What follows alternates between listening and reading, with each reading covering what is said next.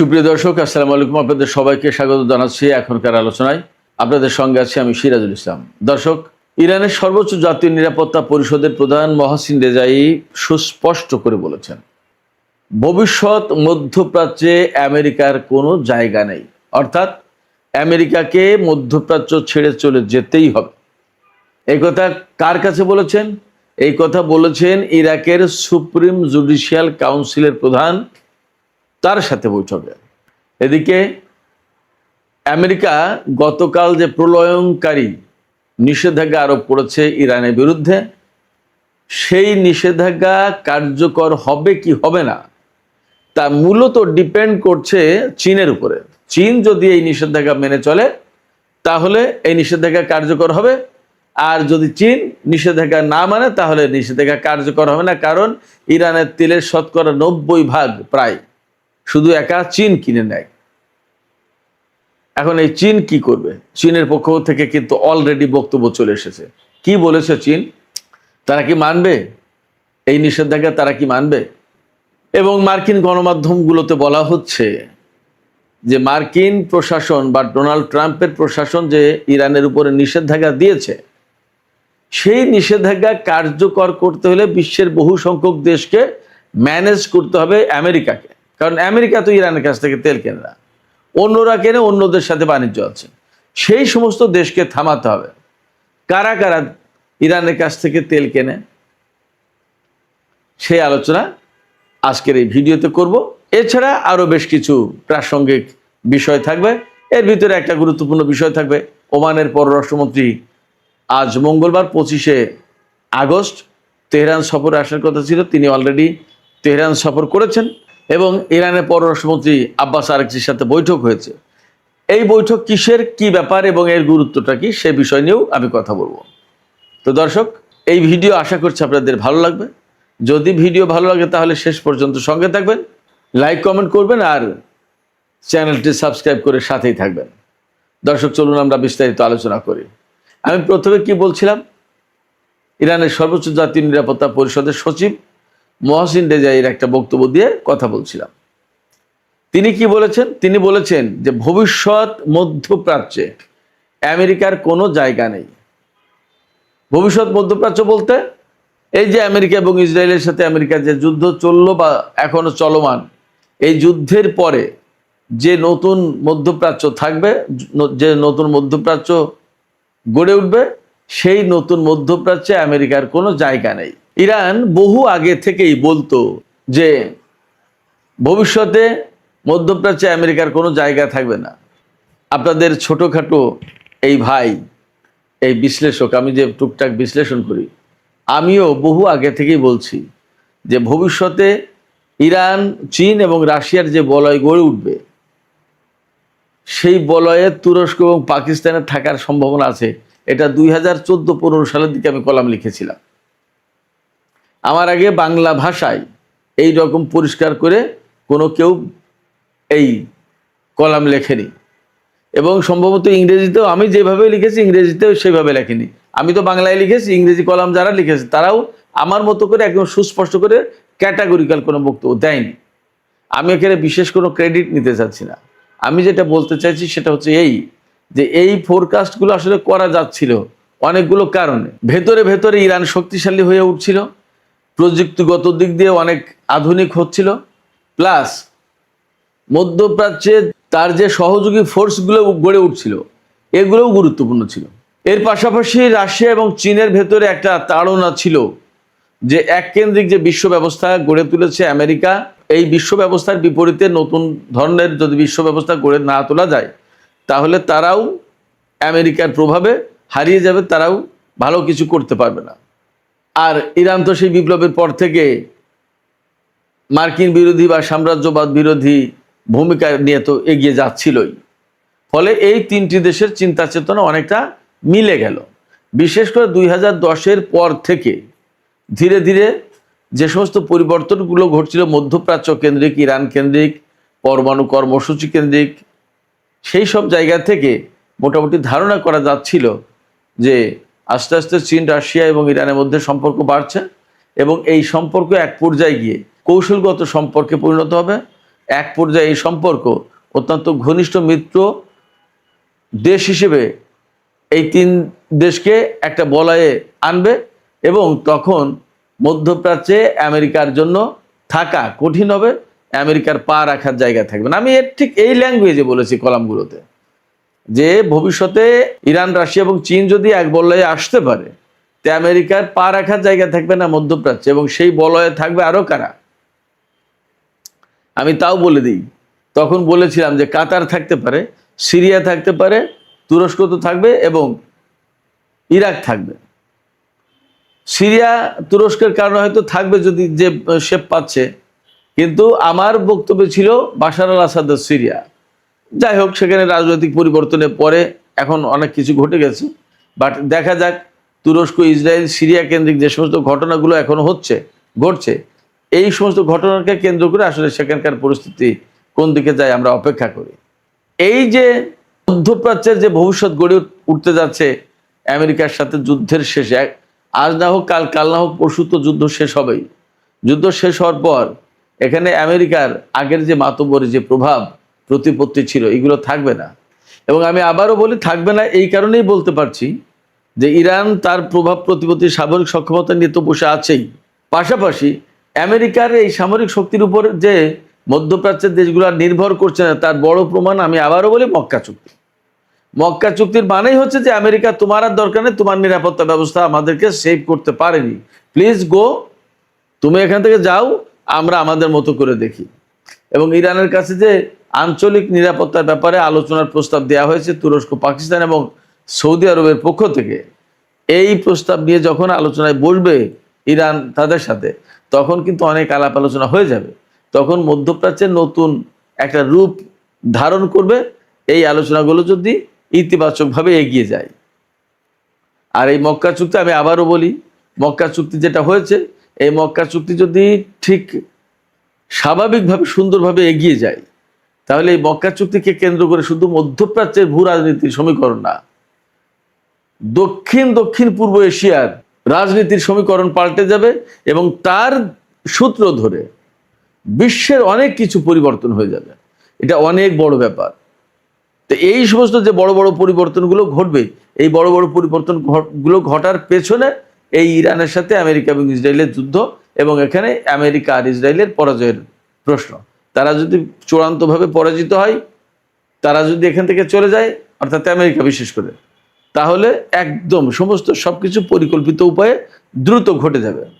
সেই জন্য মহসিন রেজাই বলছেন যে ভবিষ্যৎ মধ্যপ্রাচ্যে আমেরিকার কোনো স্থান নেই, সেখানে বরং ইরান আর ইরাক বিশেষ ঘনিষ্ঠ বন্ধু হবে, এবং এই দুটো শক্তি কিন্তু একটা গুরুত্বপূর্ণ ফ্যাক্টর হয়ে দাঁড়াবে।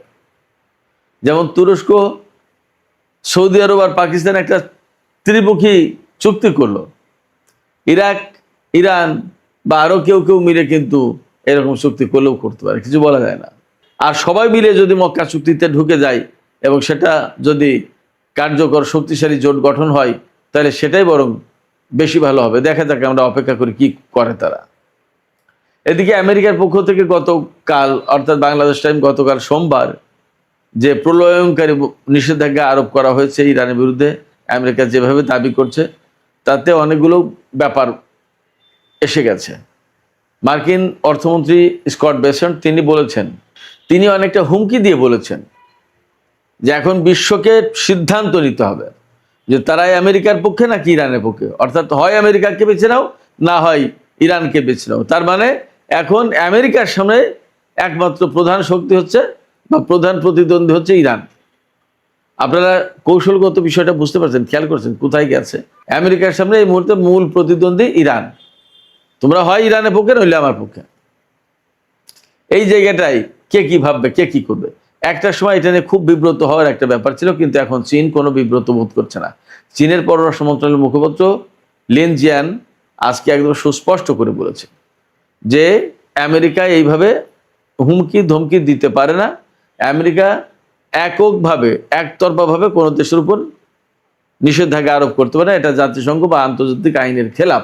ফলে চীন আমেরিকার এই নিষেধাজ্ঞা মেনে চলতে বাধ্য নয়। তিনি একদম সুস্পষ্ট করে বলেছেন চীন তার জাতীয় স্বার্থ এবং তার নিরাপত্তা রক্ষার জন্য প্রয়োজনে যে পদক্ষেপ নিতে হয় তাই নেওয়া হবে। তার মানে চীন আমেরিকার এই নিষেধাজ্ঞা মানবে না, একদম সাফ গল্প। এখন এই রকম জায়গা থেকেই আমেরিকার গণমাধ্যমগুলো বলছে যে ডোনাল্ড ট্রাম্পের এই নিষেধাজ্ঞা কার্যকর হবে তখনই যখন বিশ্বের অন্যান্য দেশ সহযোগিতা করবে, কোঅপারেট করবে এবং এই নিষেধাজ্ঞা ইমপ্লিমেন্ট বাস্তবায়ন করার চেষ্টা করবে। তো এখন সেই জায়গায় প্রশ্ন আছে যে কোন কোন দেশ ইরানের কাছ থেকে মূলত তেল কেনে। তাতে একদম সবার আগে চীন। চীনের বিভিন্ন ফ্যাক্টরি, রিফাইনারি কোম্পানিগুলো ইরান থেকে প্রায় 80 থেকে 90% তেল কিনে নেয়। ইরানের কাছ থেকে এই তেল কিনে নেওয়ার ফলে যা হচ্ছে, ইরানে ম্যাক্সিমাম তেল তো বিক্রি হয়ে গেল। আরও তেল কেনে ইরানের কাছ থেকে ভারত। যদিও 2019 সাল থেকে তেল কেনা বন্ধ করেছিল, কিন্তু এই 2026 সালে তারা ঠিকই ইরানের কাছ থেকে তেল কিনেছে। এরপরে শ্যাডো ফ্লিটের মাধ্যমে ইরান বিশেষ করে বিভিন্ন সময় তেল বিক্রি করে থাকে এবং এই শ্যাডো ফ্লিট থেকেও বিভিন্ন দেশ তেল কিনে থাকে। তার ভেতরে চীন প্রধানত তেল কিনে থাকে। চীনের শ্যানডং বন্দরের কাছে ওখানে জাহাজ ভিড়ায় শ্যাডো ফ্লিট, অর্থাৎ তাতে নাম পরিচয় থাকে না এই জাহাজ, এবং ওখান থেকে সরাসরি ডলার হয়তো হাতে হাতেই পেয়ে যায়, যার কারণে ইরানের এই ডলার পেতে ঝামেলা হয় না। যতদূর জানি বা বুঝি যে বিশ্বের বিভিন্ন দেশ, ওই এলাকার বেশ কয়েকটা দেশ ইরানের কাছ থেকে তেল কেনে, আর যদি নাও কেনে শুধু একা চীন কেনে সেটাই যথেষ্ট। ফলে ইরানের উপর যে নিষেধাজ্ঞা দিয়েছে এই নিষেধাজ্ঞা দিয়ে কোনোভাবে ঠেকানো যাবে না। সুপ্রিয় দর্শক, আমি আজকের আলোচনার শেষের দিকে ওমানের পররাষ্ট্রমন্ত্রী বদর আল বুসাইদির তেহরান সফর সম্পর্কে একটু কথা বলি। বদর আল বুসাইদি আগেই ঘোষণা দিয়েছিলেন এবং আজকে তিনি ইরান সফর করেছেন। এরই মধ্যে ইরানের পররাষ্ট্রমন্ত্রী আব্বাস আরাকচির সাথে তিনি বৈঠক করেছেন। এই বৈঠকে কী নিয়ে আলাপ হয়েছে একদম পরিষ্কার পয়েন্ট টু পয়েন্ট না জানা গেলেও মূল আলোচনার বিষয়বস্তু ছিল হরমুজ প্রণালী। হরমুজ প্রণালী নিয়ে কী আলোচনা? হরমুজ প্রণালী নিয়ে আলোচনা এই সময় মূলত দুই রকমের। একরকম হচ্ছে যে হরমুজ প্রণালী ব্লকেট দিয়ে রেখেছে আমেরিকা, ইরানের কোনো জাহাজ ঢুকতেও পারবে না, বেরো হতে পারবে না। তাহলে ইরান এই নিষেধাজ্ঞা মানবে কিনা, এটা একটা প্রশ্ন। আর এই ব্লকেটের বিরুদ্ধে ইরান কি করবে সেটা একটা প্রশ্ন। আর একটা গুরুত্বপূর্ণ প্রশ্ন হচ্ছে যে হরমুজ প্রণালীতে ঢোকার এবং বের হওয়ার কয়েকটা রুট আছে, ইরানের কোল দিয়ে, মাঝখান দিয়ে এবং ওমান উপকূল দিয়ে। কারণ ওমান উপকূল দিয়ে যদি আমেরিকা ইসরায়েলের জাহাজ চলাচল করে আর ওমান যদি সেটা ঠেকাতে না পারে, তাহলে তো ইরান এবং ওমান মিললে বহুদিন ধরে যে পরিকল্পনা করছে সেই পরিকল্পনা বাস্তবায়ন করা সম্ভব না। তাহলে কি করা? সেই জায়গায় ইরানকে বৃহত্তর ভূমিকা পালন করতে দেবে কিনা ওমান, সেটা হয়তো আলাপ আলোচনায় আসতে পারে। এছাড়া হরমুজ প্রণালীতে আরও কিছু ব্যাপার আছে, যেমন হরমুজ প্রণালী দিয়ে যে সমস্ত জাহাজ চলাচল করবে তাদের কাছ থেকে টোল বা ফি আদায় করতে হবে, এটা ইরানের পরিকল্পনা। তাহলে সেই টোল বা ফি আদায় করা, ওমানের একটা সমর্থন, ওমানের যুক্ত থাকার প্রশ্ন আছে। তারা কিভাবে থাকবে, কিভাবে সহযোগিতা করবে, এটা একটা ব্যাপার। আবার আরেকটা ব্যাপার আছে যে এই যে টোল আদায় হবে সেই টোল ইরান কত পার্সেন্ট দেবে, ওমান কত পার্সেন্ট দেবে, এর অনেক কিছু ব্যাপার কিন্তু আছে। এই সমস্ত নানা বিষয়ে নিশ্চয়ই ওমানের পররাষ্ট্রমন্ত্রীর সাথে ইরানের পররাষ্ট্রমন্ত্রীর আলাপ হয়েছে এবং এরই মধ্যে যেহেতু ইরান এবং ওমানের ভেতরে হরমুজ প্রণালী কেন্দ্রিক চুক্তি চূড়ান্ত হয়েছে বলে জানা যাচ্ছে, তাহলে সেই চুক্তি কবে থেকে বাস্তবায়ন করা হবে এবং আমেরিকা যে ব্লকেট সৃষ্টি করে রেখেছে এই জায়গায় যদি আমেরিকার বিরুদ্ধে যদি এই সময় ইরানকে যুদ্ধ করতে হয় তাহলে ওমানের ভূমিকা কী হবে, অনেক কিছু ব্যাপার আছে। এই সমস্ত বিষয় নিয়ে আলাপ আলোচনা করে একটা পর্যায়ে যাওয়ার চেষ্টা করছে দুই দেশ, এটা আমরা মোটামুটি বুঝতে পারছি। এখন এই দুই দেশের আলাপ আলোচনা কতটুকু সফল হলো এবং তারা কি ধরনের অবস্থান নিচ্ছে তার উপরে কিন্তু হরমুজ প্রণালীর অনেক কিছু নির্ভর করছে। হরমুজ প্রণালীর পরিস্থিতি, মধ্যপ্রাচ্যের সামগ্রিক পরিস্থিতি আসলে কি হতে যাচ্ছে তা হয়তো আগামী কিছুদিনের ভেতরেই পরিষ্কার হবে। আমরা ততক্ষণ পর্যন্ত অপেক্ষায় থাকি। সুপ্রিয় দর্শক, এখনকার আলোচনা এখানে শেষ করছি। আলোচনা শেষ করার আগে আপনাদের কাছে জানতে চাই, চীন ঘোষণা দিয়েছে সুস্পষ্টভাবে যে তারাই আমেরিকার নিষেধাজ্ঞা মানবে না। তারা কি তাদের এই অবস্থানে টিকে থাকতে পারবে নাকি মার্কিন চাপের কাছে তারা একসময় নতি স্বীকার করবে? আর ইরান যে বলছে ভবিষ্যৎ মধ্যপ্রাচ্যে আমেরিকার জায়গা নেই, তার মানে মধ্যপ্রাচ্য থেকে আমেরিকাকে চলে যেতে হবে, তাড়িয়ে দেবে। ইরান কি আসলে এতটা চাপ সৃষ্টি করতে পারবে মার্কিন সেনাবাহিনীর উপরে, যার কারণে তারা মধ্যপ্রাচ্য থেকে চলে যেতে বাধ্য হবে? দর্শক, আপনাদের মতামত জানিয়ে কমেন্টে লিখবেন। দর্শক বন্ধুরা, আজ 26শে আগস্ট বুধবার, আর আজকের এই ভিডিওতে আমি আপনাদের শোনাবো 4টে বড় খবর। 1, আমেরিকার নিজের সেনেট থেকেই এখন বলা হয়েছে যে এই যুদ্ধ ইরান জিতে গেছে। 2, কালকের সেই স্যাংশন কাগজ থেকে মাটিতে নেমেছে, আর প্রথম হুকুমটা পড়েছে ইরানের সবচেয়ে বড় সরকারি ব্যাংকের উপর। 3, ইরানের সংসদের স্পিকার বলেছেন আমেরিকার আর কাউকে চোখ রাঙানোর ক্ষমতা নেই। 4, পাকিস্তানের সেনাপ্রধান তেহরান ঘুরে গেছেন, আর সেই রাতেই হরমুজে একটা ট্যাঙ্কারে আঘাত লেগেছে। মানে 4টে খবর 4 জায়গার, কিন্তু 4টেতেই একটা প্রশ্ন ঘুরে ফিরে আসছে, আমেরিকার হাতে আর কি কি বাকি আছে? হিসেবটা শেষে মিলিয়ে দেব। প্রথম খবর, সেনেট। কাল আমি আপনাদের বেসেন্টের সেই তালিকাটা দেখিয়েছিলাম, বলেছিলাম যে এবার দেখুন জবাবটা কোথা থেকে আসে। জবাব এসে গেছে, তবে তেহরান থেকে নয়, এসেছে খোদ আমেরিকার সেনেট থেকে। একটা দেশের সরকার যখন নিজের সবচেয়ে বড় অভিযানের ঘোষণা করে, তখন সেই দেশেরই একজন সেনেটর কেন লেখেন যে যুদ্ধটা শেষ আর জিতেছে অন্য পক্ষ? কথাটা লিখেছেন ক্রিস মার্ফি, তিনি আমেরিকার ডেমোক্রেট সেনেটর। গতকাল ভোরে সোশ্যাল মিডিয়ায় একটার পর একটা পোস্ট করেছেন তিনি। প্রথম পোস্টেই কি লিখেছেন যে ডি ডে একটা মরিয়া লোক দেখানোর ব্যাপার, ইরান যুদ্ধটা জিতছে, ট্রাম্প হারছেন, আর এর দাম দিতে হচ্ছে সাধারণ আমেরিকানদের। এরপর তিনি 3টে হিসেব দিয়েছেন। প্রথম, যুদ্ধ শুরুর আগে হরমুজ প্রণালীর উপর ইরানের এই দখল ছিল না, আজ আছে। 2, আমেরিকার গোলা বারুদ ফুরিয়ে এসেছে, আর এই কথাটা মার্ফি এবারই প্রথম বলছেন না। এই মাসের শুরুতেই তিনি বলেছিলেন যে 5 মাসের যুদ্ধে আমেরিকার প্রায় সব ইন্টারসেপ্টর মিসাইল আর টমাহকের বেশিরভাগটা খরচ হয়ে গেছে। 3, নতুন করে চাপানোর মতো স্যাংশন আর বাকি নেই, মানে যা যা চাপানো যেত আমেরিকা আগেই সব চাপিয়ে ফেলেছে। আর শেষ পোস্টে মার্ফি লিখেছেন ট্রাম্প সামরিক অভিযানে হেরে গেছেন, এখন সেই হারটা ঢাকতে তিনি এই নকল অর্থনৈতিক চাপ বিক্রি করছেন, যাতে মনে হয় আমরা এখনো লড়ছি।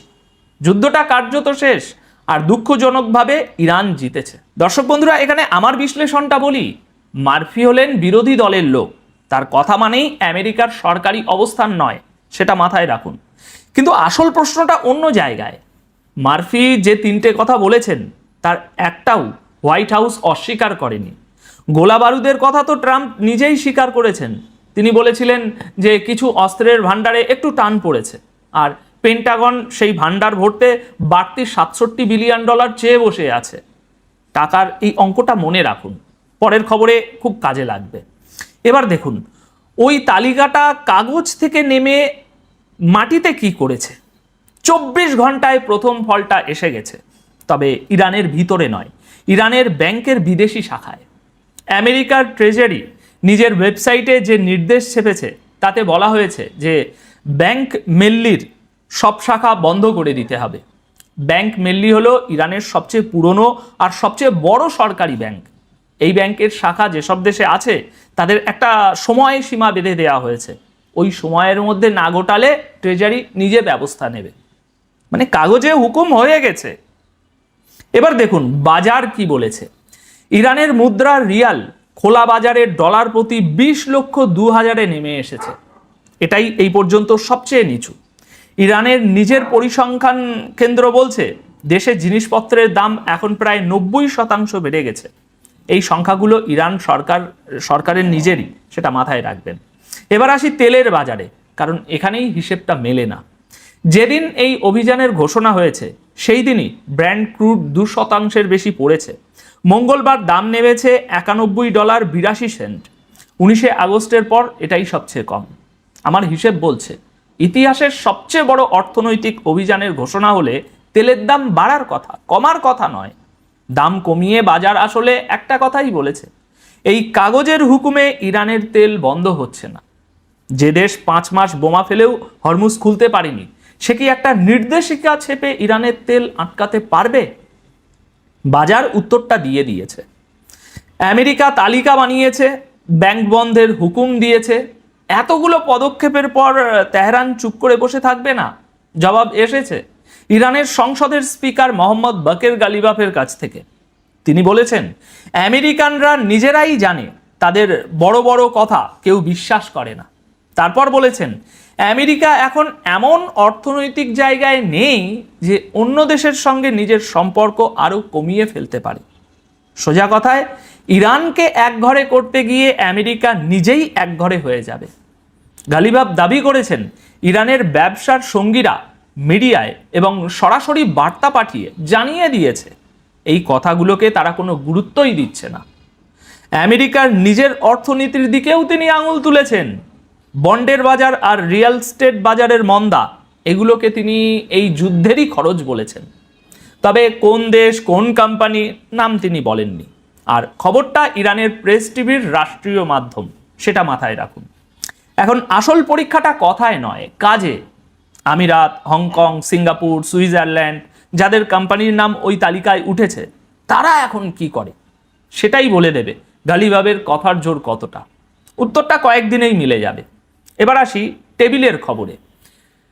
পাকিস্তানের সেনাপ্রধান ফিল্ড মার্শাল আসিফ মুনির সোমবার সারাদিন তেহরানে কাটিয়েছেন। সঙ্গে গিয়েছিলেন স্বরাষ্ট্রমন্ত্রী মহসিন নকভি।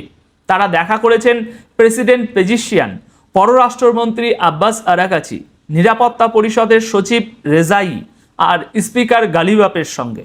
নকভি পরে লিখেছেন যে বড় রকমের অগ্রগতি হয়েছে আর বৈঠক শেষ হয়েছে খুব ইতিবাচক সুরে। আলোচনার বিষয় ছিল 3টে: যুদ্ধ যাতে আর না বাড়ে, হরমুজ আবার খুলে দেওয়া, আর জুন মাসের সেই ইসলামাবাদ সমঝোতা ফিরিয়ে আনা, যেটার মেয়াদ গত সপ্তাহে ফুরিয়ে গেছে। পেজিশিয়ান মুনিরকে কি বলেছেন সেটাও প্রকাশ্যে এসেছে। তিনি বলেছেন, আমেরিকাকে শর্ত চাপানো বন্ধ করতে হবে আর আগে নিজের সুর আর ব্যবহার ঠিক করতে হবে।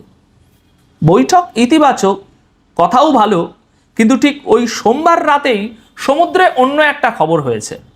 ব্রিটেনের সামুদ্রিক নিরাপত্তা সংস্থা UKMTO জানিয়েছে, ওমানের পূর্ব উপকূল থেকে কয়েক মাইল দূরে একটা তেলের ট্যাঙ্কারে আঘাত এনেছে একটা প্রজেক্টাইল। জাহাজের ইঞ্জিন বসে গেছে, তবে সব নাবিক নিরাপদ। কেউ এখনো কোনো দায় স্বীকার করেনি। এখানে আমার মত একটাই, অনেক জায়গায় বলা হচ্ছে পাকিস্তান নাকি ডিল করিয়ে ফেলেছে। না, কোনো চুক্তি হয়নি। যেটা হয়েছে সেটা বার্তা পৌঁছে দেওয়া। আর একজন সেনাপ্রধান হঠাৎ একদিনের জন্য তেহরানে গিয়ে এতগুলো বৈঠক করেন না, যদি না তার হাতে অন্য কারো বার্তা থাকে। এবার দর্শক বন্ধুরা, চটপট কয়েকটা খবর ছোট ছোট। হরমুজ প্রণালীতে জাহাজ চলাচল আরও কমেছে। গত রবিবার সারাদিনে পেরিয়েছে মাত্র 4টে জাহাজ। যুদ্ধের আগে দিনে পেরাতো প্রায় 130টা। আমেরিকার আটলান্টিক কাউন্সিলের বিশেষজ্ঞ ড্যানিয়েল ফ্রিড বলেছেন, এই ঘোষণা আসলে একটা সতর্কগুলি। এখনই খেলা বদলে দেওয়ার মতো কিছু এতে নেই। তাদেরই আরেক বিশ্লেষক মনে করিয়ে দিয়েছেন যে ইরানের তেলের প্রায় 90% কেনে চীনের রিফাইনারিগুলো। মানে দাঁড়ালো, চীন না নড়লে এই অভিযানের বড় অংশটাই কাগজে থেকে যাবে। আর ইরানের অর্থমন্ত্রী বলেছেন, সরকার তৈরি ছিল, এখনো তৈরি আছে। এই পরিস্থিতি সামলাতে তাদের হাতে 2 বছরের পরিকল্পনা আছে। 4টে খবর আলাদা, কিন্তু হিসেব একটাই। একটা দেশের হাতে বড়জোর 3টে জিনিস থাকে: বোমা, টাকা আর কূটনীতি। বোমার কথা ধরুন, আমেরিকার নিজের সেনেটর বলছেন গোলাবারুদ ফুরিয়ে এসেছে। টাকার কথা ধরুন, সেই সেনেটারই বলছেন নতুন করে চাপানোর মতো স্যাংশন আর বাকি নেই। আর কূটনীতির কাজটা এখন করে দিচ্ছেন পাকিস্তানের সেনাপ্রধান। এখন 3টে হাতিয়ারই যখন ভোতা হয়ে আসে, তখন একটা কাজই বাকি থাকে: নতুন অভিযানের নতুন একটা নাম দেওয়া। সামনের কয়েকটা দিন 2টো জিনিস খেয়াল করতে হবে। এই ব্যাংক মল্লির শাখা যেসব দেশে আছে, তারা সত্যিই সেগুলো বন্ধ করে কিনা। 2, মুনিরের সফরের পর ইসলামাবাদ সমঝোতা ফেরানোর কোনো তারিখ বা খসড়া প্রকাশ্যে আসে কিনা। আমি যা দেখছি সামনের দিনগুলোতে মাঠের খবরের চেয়ে টেবিলের খবরই বেশি আসবে। এখন আপনাদের কি মনে হয়, মারফির কথাটা কি সত্য? কমেন্টে জানান।